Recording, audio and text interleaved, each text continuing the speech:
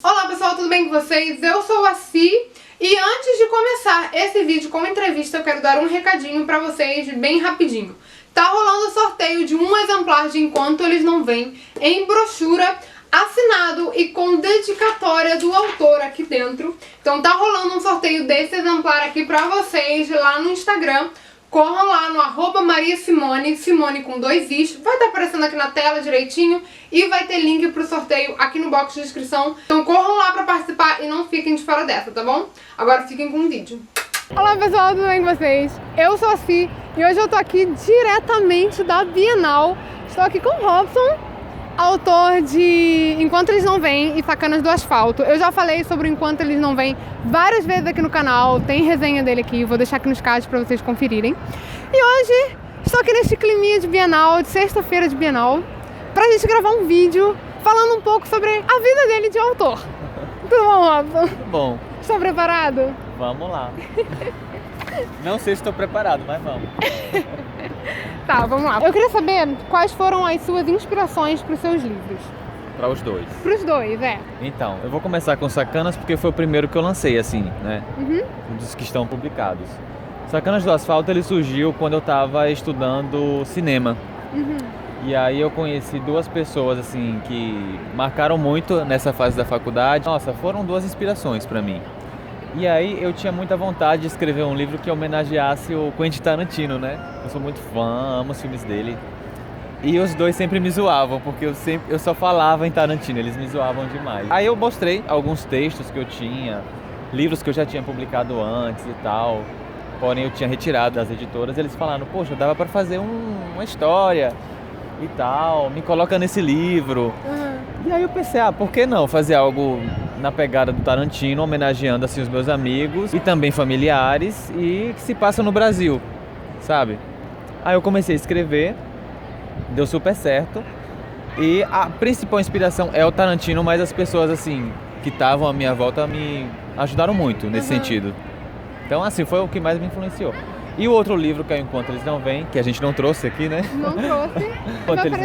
Vai aparecer aqui na... Ah, beleza, vai aparecer aqui. Então, o Enquanto Eles Não Vêm é uma temática um pouco diferente. Conta a história de um batalhão especial, que é como se fosse o BOP, né, aqui no Brasil. Então, eles lidam com casos que a polícia convencional não dá conta. Eles recebem um chamado de emergência e vão para uma cidade no interior da Bahia, que é Paraíso Florestal, que é inspirada em uma cidade chamada Florestal, que é pertinho da minha cidade. Eu sou do interior da Bahia, né, eu moro em Jequié. E quando eles chegam nessa cidade, eles se deparam com nada. Não tem nada na cidade, as pessoas sumiram. Mas assim, não é que a cidade é uma cidade fantasma, abandonada, não. Porque não tem sinais de abandono. Tem sinais de que há pelo menos há uma hora atrás tinham pessoas ali. E isso é muito cabuloso, eles ficam assustados e começam a investigar o local. Até que uma merda acontece, eu não vou falar o que é, e eles se refugiam em uma mansão. E eles vão começar a esmiuçar tudo que eles encontram para tentar entender o que é que está acontecendo. E aí se desenrola todo o mistério. Então assim, a principal influência é o H.P. Lovecraft, eu acho que a capa já entrega, né? É o H.P. Lovecraft, porque ele lida muito com essa coisa do terror, do medo do desconhecido.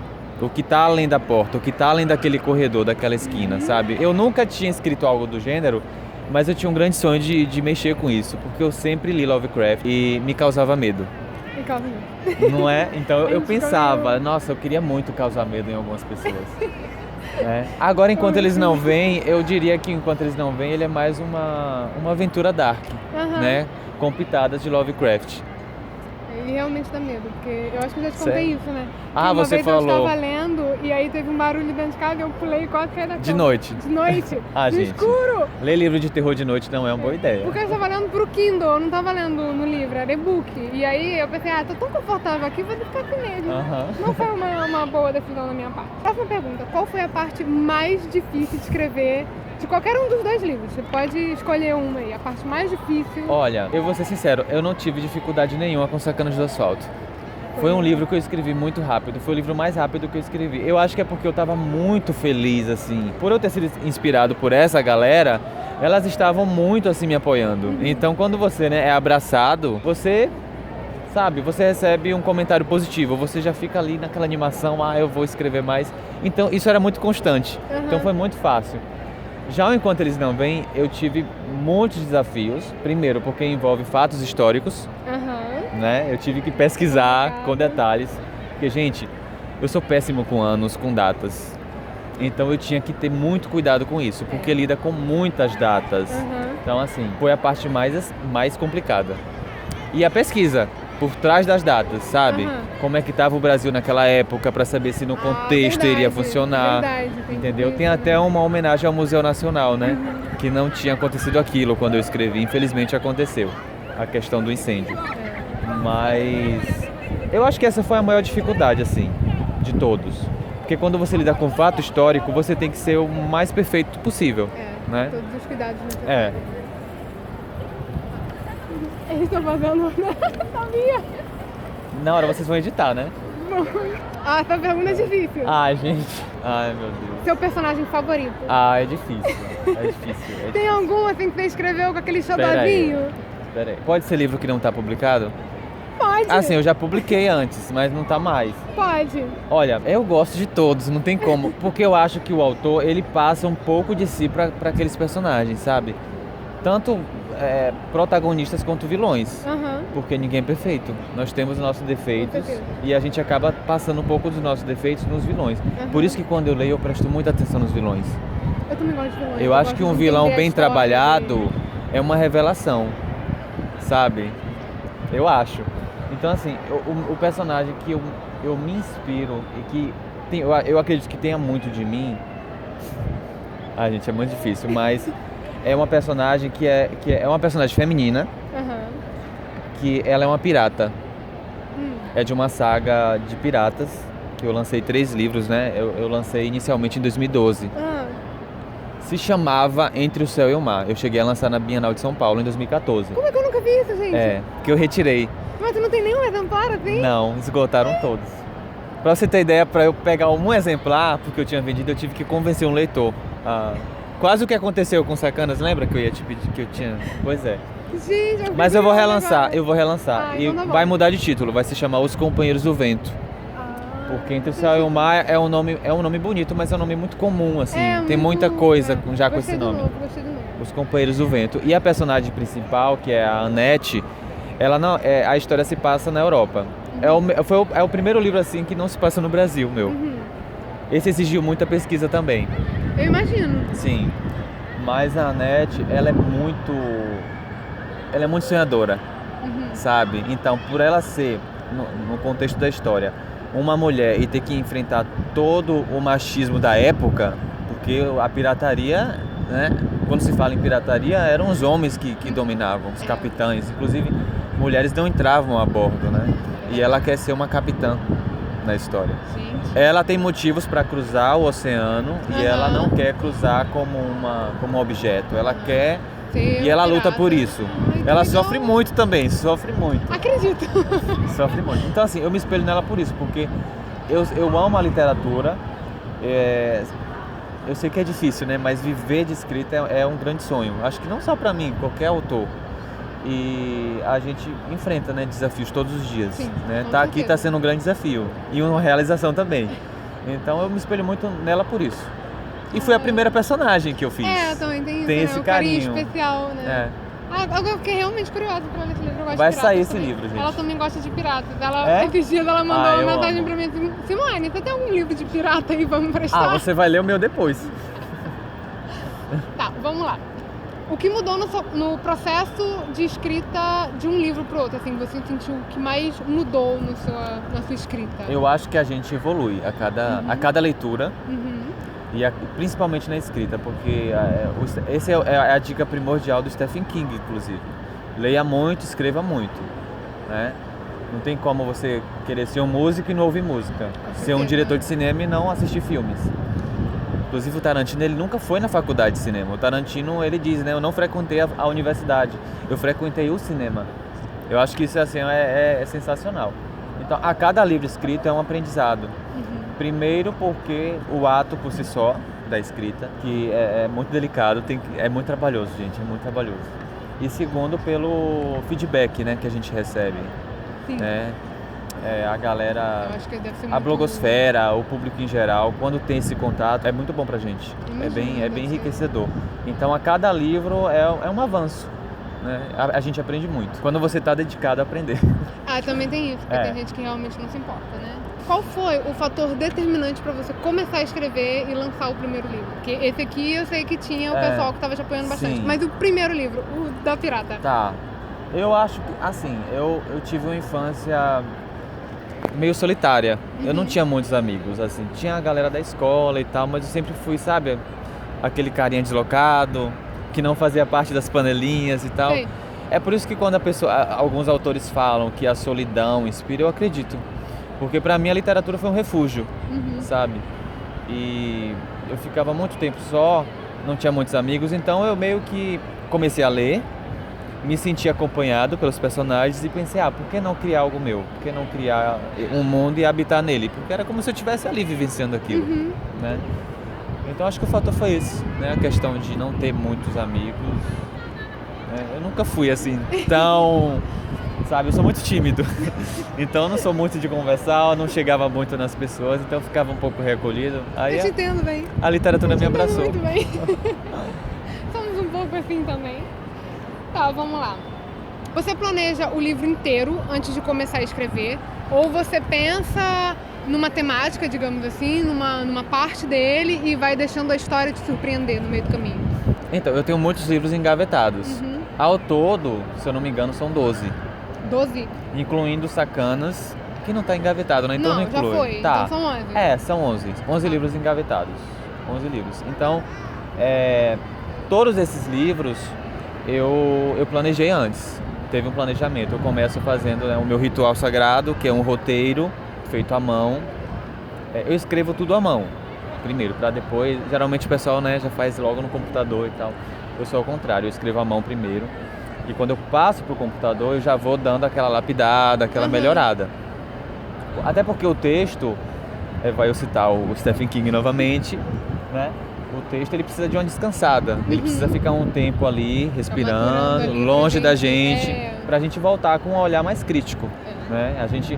Nós nos transformamos em leitores quando voltamos a ler a nossa história. Verdade. E é por isso que muito autor fala, eu escrevi essa merda. Que acontece muito isso. Eu sei. Mas teve um livro que tá engavetado, não vou entrar em detalhes para não, né? Talvez eu mude, porque eu pretendo mexer nele, que eu deixei fluir naturalmente. E assim, eu gostei do resultado, mas eu prefiro planejar tudo antes, sabe? Até porque a gente... Até questão de encaixe também e não da corre o história, risco de né? entrar em um bloqueio criativo, por exemplo. Ah, verdade. Porque se você não tem um planejamento, é muito mais fácil você cair no buraco do bloqueio. E E pra sair é complicado. Muito complicado. Próxima. Vamos lá. Sobre as ilustrações. Você faz tipo assim, você escreve o livro, pensa nos personagens, faz a ilustração, ou quando você começa a escrever, antes de pensar, escrever como eles seriam, você já começa a desenhar eles ali antes de como é que funciona o processo de São desenho? 3 processos. Assim, quando eu penso, primeiro, obviamente, eu penso na história. Aí eu imagino aquela situação, vem o personagem na mente, aí é muito automático, eu não escolho como é ele. Eu não escolho. Você só Quando ele desenha. vem na mente, quando ele vem na mente, já vem pronto, né? Já surge aquela pessoa. Aí eu fico pensando se aquela pessoa se encaixa assim e tal. No perfil. E aí eu começo a fazer os testes, né, desenhando. E aí, geralmente, por eu ser muito fã de cinema, eu tento me inspirar em alguns atores, sabe? Tipo, se isso aqui fosse um filme, quem iria interpretar meu personagem? Porque isso ajuda também. É o chamado Dreamcast, né, que eles fazem no Wattpad, colocam os nomes e tal. Claro, eu não deixo totalmente parecido, eu mudo um pouquinho, mas assim, já teve gente que reconheceu. Sério? Sério. Aqui no Sacanas mesmo, deixa eu ver se eu consigo te mostrar. Tem um personagem que foi inspirado no Samuel Jackson e todo mundo reconhece ele, é muito engraçado. Eu acho que eu já vi. Eu acho que eu já vi. Porque ele também tá com um revólver, né? Então é muito a posição do revólver e tal. O nome do personagem, que é Samuel, que é uma homenagem a ele. Eu acho ele muito incrível. E assim, geralmente eu faço algumas ilustrações assim só para ter uma base, escrevo toda a história e no final, quando eu termino toda a história, que eu termino primeiro o roteiro, depois todo o processo, as ilustrações finais realmente que eu vou encaixar no livro, ficam em último plano. Que é a parte mais prazerosa, depois da escrita, né? A parte mais legal. É como se eu estivesse editando o filme, sabe? Agora eu vou compor as cenas, eu escolho se eu vou pegar alguma referência de algum ator, de algum familiar. Tem personagens aqui que são primos meus. E eu, inclusive, fiz me baseando em algumas fotos deles, sabe? Ai, que legal. Aí eles amam, né? Nossa, eu tô no livro e tal. Então é basicamente isso. É muito gostoso, sabe? Esse processo de você fazer as ilustrações e ao mesmo tempo homenagear quem você admira. Tá, última pergunta. Não é bem uma pergunta. Quero que você fale sobre os novos projetos, novos lançamentos, próximos livros aí na caminho. Ai, gente, são muitos projetos. Graças a Deus eu tenho muita ideia, sabe? E é engraçado porque eu falo, né? Eu tenho um esquema que eu falo assim, olha, o próximo livro vai ser esse, por causa disso e tal. Aí eu tenho uma ideia nova. Não, esse não vai ser agora, eu vou juntar o de cá. Até porque eu tento criar, assim, um ciclo. É um ciclo, né? Todo o processo. Mas eu tento criar, assim, uma fila onde os gêneros não vão ficando tão repetitivos. Porque, assim, eu sou um autor que eu não fico só em um nicho, né? Eu acho que o que me define é a aventura. Porque todos os meus personagens estão meio que lutando pela sobrevivência de alguma forma. Né? Isso acontece no Sacanos do Asfalto, isso acontece no Enquanto Eles Não Vêm. Porém, cada um pende mais para um estilo, um subgênero, digamos assim. Então, eu tenho muitos projetos, mas assim, o que eu posso dizer? Eu tô com um projeto que é a sequência do Enquanto Eles Não Vêm. Esse eu tenho que lançar porque muita gente me pede. Por favor. Inclusive, eu iria trazer para Bienal, mas a gente teve que dar uma segurada porque ainda tá em produção. E tá ficando muito lindo. Tá muito lindo. Vai seguir o estilo do primeiro. Vai ter capa dura também? Eu espero, né? Eu espero. Por favor. Quem porque não ama? Vai ficar bonitinho em a coleção lá. Eu acho que muita gente vai ser pego de surpresa porque eu acho que vão estar esperando algo e vai ser algo, assim, bem diferente, sabe? Envolve o primeiro, tem os personagens, eles aparecem, mas é algo bem... É como se fosse um segundo plano, assim, da história. Tipo um spin-off, sabe?